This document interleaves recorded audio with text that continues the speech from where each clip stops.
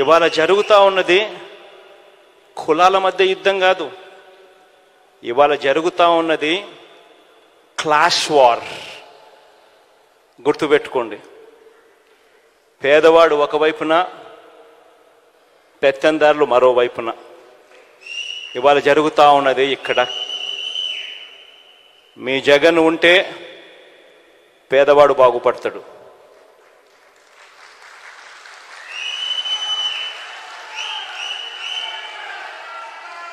మీ జగన్ ఉంటే లంచాలు లేకుండా, వివక్ష లేకుండా బటన్లు కొనసాగుతాయి. ఇంటికే వాలంటీర్ వస్తాడు, చిక్కటి చిరునవ్వులతో అవ్వా తాతలకు తోడుగా ఉంటూ సహాయం అందుతుంది. మీ జగన్ ఉంటేనే బడులు మారుతాయి, పేదవాడు వెళ్ళే స్కూళ్ళు ఇంగ్లీష్ మీడియం అవుతాయి. మీ జగన్ ఉంటేనే గ్రామాలలో విలేజ్ క్లినిక్లు పనిచేయడం మొదలు పెడతాయి.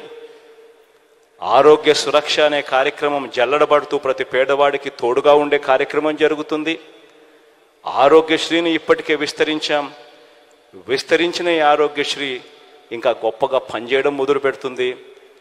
ఏ పేదవాడైనా కూడా అప్పుల పాలు కాకుండా ఆ పేదవాడికి వైద్యం అందే పరిస్థితి కొనసాగాలంటే కేవలం జగన్ ఉంటే మాత్రమే అది సాగుతుంది, జరుగుతుంది.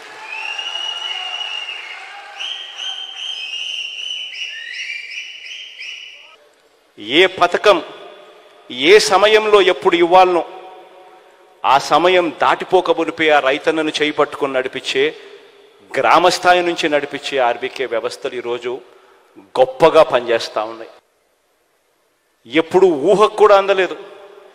ఫోన్లలో దిశ యాప్ పెట్టగలుగుతామని ఒక 5 సార్లు ఇలా ఫోన్ చేస్తే చాలు ఒక పోలీస్ సోదరుడు అక్క చెల్లెమ్మ దగ్గరికి వచ్చి అక్క ఏమైంది అని అడిగే పరిస్థితి తేగలుగుతాము అని ఎప్పుడు ఊహకు కూడా అందలేదు. ఈరోజు ఆ ప్రతి అక్క చెల్లెమ్మ ఫోన్లోనూ దిశ యాప్లో ఫోన్ 5 సార్లు షేక్ చేసినా చాలు, లేదా SOS బటన్ నొక్కినా చాలు, 10 నిమిషాల్లోనే వెంటనే పోలీసు సోదరుడు వెంటనే ఫోన్ చేస్తున్నాడు, 10 నిమిషాల్లో ఇక్కడికే వచ్చేస్తున్నాడు. ఎప్పుడు ఊహకు కూడా తట్టలేదు ఇట్టని చేయగలుగుతామని. మొట్టమొదటిసారిగా గ్రామాలలోనే ఒక మహిళా పోలీస్. ఇవన్నీ కూడా ఎప్పుడూ చూడని విధంగా జరిగిన మార్పులు. ఇవన్నీ కూడా ప్రతి పేదవాడి ఇంటికి తీసుకొని పోవాలి. ఇవన్నీ కొనసాగాలి అనంటే కేవలం మళ్ళీ జగన్ అయితేనే ఇవన్నీ కొనసాగుతాయన్న మెసేజ్ తీసుకొని పోవాలి.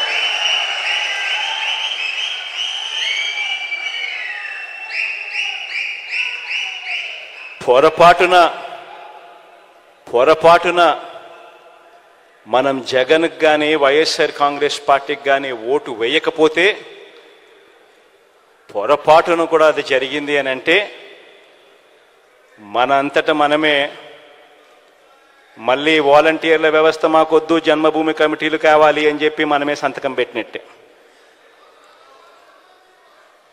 మనంతటా మనమే మేనిఫెస్టోను ఒక బైబిల్గా, ఒక భగవద్గీతగా, ఒక ఖురాన్గా భావిస్తూ ప్రతి నెల సంవత్సరం పొడుగునా ఏ నెలలో ఏమిస్తాము, ఏ పథకం వస్తుంది అని చెప్పి ఏకంగా షెడ్యూల్ ఇచ్చి, క్యాలెండర్ ఇచ్చి ప్రతి నెల కూడా అమలు చేస్తూ ఉన్న ఈ పథకాలన్నీ కూడా మనమంతటా మనమే వద్దు అని సంతకం పెట్టి ఇచ్చేసినట్టే.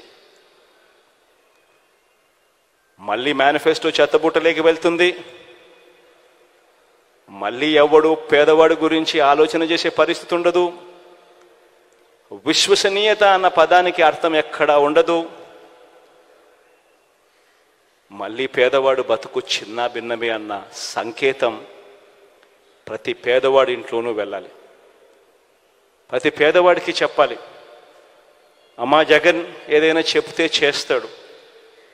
చెప్పే ముందు 4 సార్లు ఆలోచన చేస్తాడు. చేయగలిగింది మాత్రమే చెబుతాడు. కానీ చంద్రబాబు నాయుడు అలాంటి వ్యక్తి కాదు. ఎన్నికల కోసం, ఓట్ల కోసం ఏమైనా చెబుతాడు, ఎవరినైనా మోసం చేస్తాడు అవసరం కోసం అన్నది మన కళ్ళ ఎదుటనే కనిపించిన సత్యం. 2014లో ఇదే చూశాం, దానికన్నా ముందు ఇదే చూశాం. ఇవాళ తాను కేజీ బంగారం ఇస్తానని చెప్తున్నాడు, ప్రతి ఇంటికి బెంజ్ కారు కొనిస్తానంటున్నాడు. మళ్ళీ జరగబోయేది మాత్రం మళ్ళీ ఇదే అమ్మా అని చెప్పి ప్రతి ఇంటికి వెళ్ళి చెప్పే పరిస్థితి రావాలి. ఈ 45 రోజుల్లో ఇక ఎన్నికలు జరగబోతున్నాయన్న సంగతి జ్ఞాపకం పెట్టుకోండి. ఈ 45 రోజులు దాదాపుగా మన పార్టీలో అయితే మోరార్లెస్ టికెట్లన్నీ మోరార్లెస్ అందరికీ కన్ఫర్మ్ అయినట్టే. మోరార్లెస్ ఎందుకంటే మార్చాల్సినటువన్నీ దాదాపుగా ఇప్పుడే 99% మార్చేసినాము. ఇంకా ఏదైనా ఉంటే ఒకటో అరో ఏదో అన్నా ఉంటే అక్కడో ఇక్కడో ఏదో ఉంటే మొత్తం కలిపినా కూడా పెద్ద ఎక్కువేమి ఉండవు.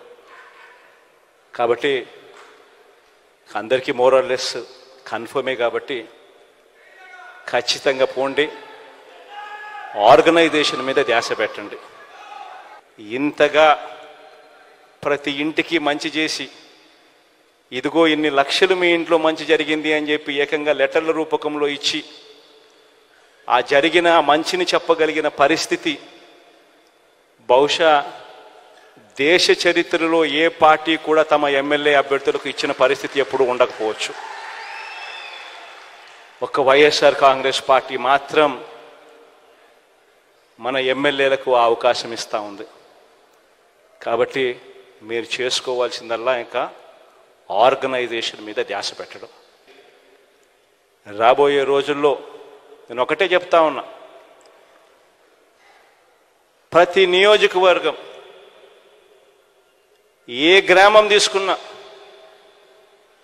అందులో 93%, 87% ఇళ్లకు మనం మంచి చేశాం. 93, 87 అయితే నగరాలు సిటీలు అయితే 80 ఎక్కడ చూసినా ఈ స్థాయిలో మంచి జరిగింది.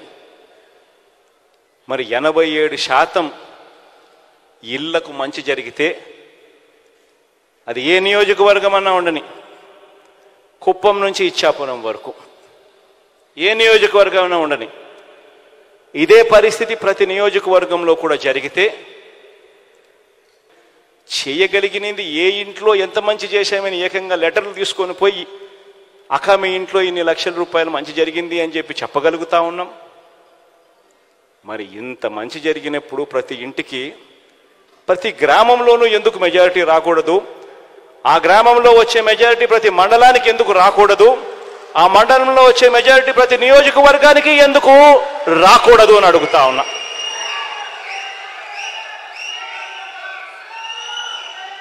అది కుప్పమైనా సరే ఇచ్చాపురమైనా సరే ఎందుకు జరగకూడదు అని అడుగుతా ఉన్నా. ఎస్, కొద్దో గొప్ప మన ప్రత్యర్థులు రకరకాల కాస్ట్ ఫీలింగ్స్ తీసుకొస్తారు. ఎందుకంటే ఇక్కడ జరిగేది కాస్ట్ వార్ కాదు, ఇక్కడ జరిగేది క్లాష్ వార్. పేదవాడు బ్రతకాలి అనంటే వైఎస్ఆర్ కాంగ్రెస్ పార్టీ రావాలి,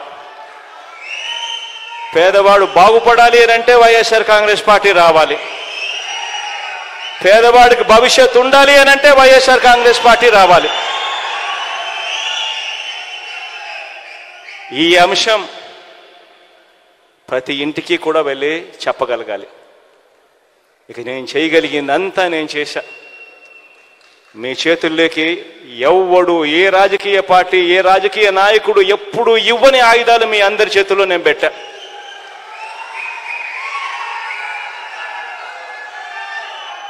ఇక ముందుకు తీసుకొని పోయి ఈ ఎన్నికల్లో గెలిచి రావాల్సిన బాధ్యత ఇక కేవలం మీ మీద, ఈ 45 రోజుల్లో మీరు చేసే ఆర్గనైజేషన్ స్ట్రెంగ్త్ మీద మాత్రమే ఆధారపడి ఉంది అని చెప్పి మాత్రం చెప్తా ఉన్నా.